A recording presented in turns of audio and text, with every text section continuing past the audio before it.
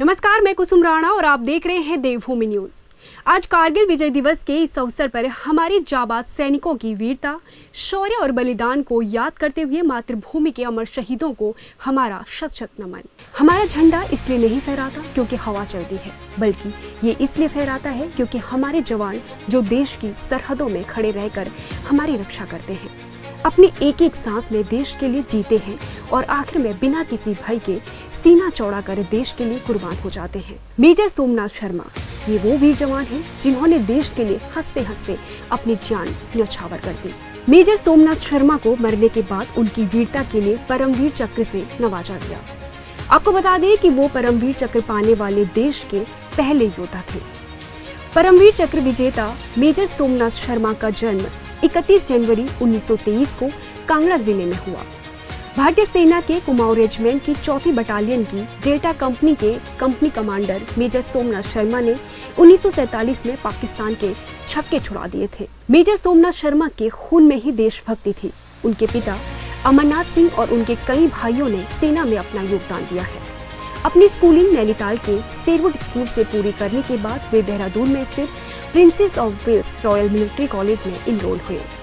Major Somnath Sharma Shrimad Bhagavad Gita से काफी प्रेरित थे। वे हर वक्त अपनी जेब में भगवद गीता रखा किया करते थे। दिसंबर 1941 में उन्होंने अपने माता पिता को एक खत लिखा।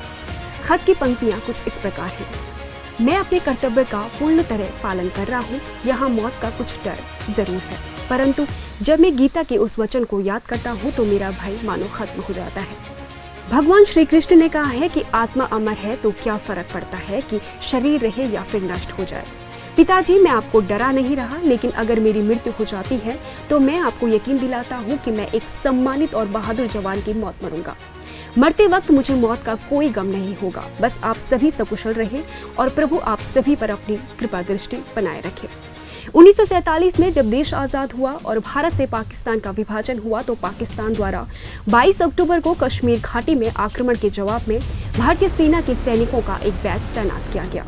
31 अक्टूबर को कुमाऊं रेजिमेंट की 4वीं बटालियन की डी कंपनी सोमनाथ शर्मा की कमान के तहत श्रीनगर के पास बड़गाम हवाई अड्डे पहुंची। इस दौरान उनके बाएं हाथ पर प्लास्टर चढ़ा था, लेकिन उन्होंने अपनी कंपनी के साथ युद्ध में भाग लेने का निर्णय लिया और बाद में उन्हें इसकी अनुमति भी दे दी गई। युद्ध के दौरान मेजर ने अपने सैनिकों को संदेश दिया कि हम दुश्मनों से केवल 50 गज की दूरी पर हैं। हमारी गिनती बहुत कम है। हम भयंकर गोलाबारी का सामना कर रहे हैं, फिर भी मैं 1 इंच भी पीछे नहीं हटूंगा और आखिरी गोली और आखिरी सैनिक तक डटा रहूंगा। युद्ध के दौरान जब मेजर सोमनाथ शर्मा के एक साथी जवान की बंदूक में गोली खत्म हो गई तो उसे भरने में मदद करते समय मोर्टार का एक गोला आकर गिरा। विस्फोट में उनका शरीर छत विछत हो गया। मेजर शर्मा सदैव अपनी जेब में गीता रखते थे। जेब पे रखी गीता और उनकी बंदूक के खोल से उनके पार्थिव शरीर की पहचान की गई।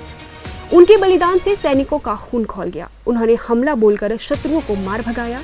यदि वो हवाई अड्डा हाथ से चला जाता तो आज पूरा कश्मीर पाकिस्तान के कब्जे में होता। तो इस प्रकार देश के पहले परमवीर चक्र से सम्मानित योद्धा मेजर सोमनाथ शर्मा वीरगति को प्राप्त हुए और देश के सुनहरे इतिहास में हमेशा हमेशा के लिए अपना नाम दर्ज कर गए। अगर आप हमें फेसबुक पर देख रहे हैं तो हमारे फेसबुक पेज को लाइक करें, यूट्यूब पर देख रहे हैं तो हमारे चैनल को जरूर सब्सक्राइब करें और बेल आइकन दबाना ना भूलें।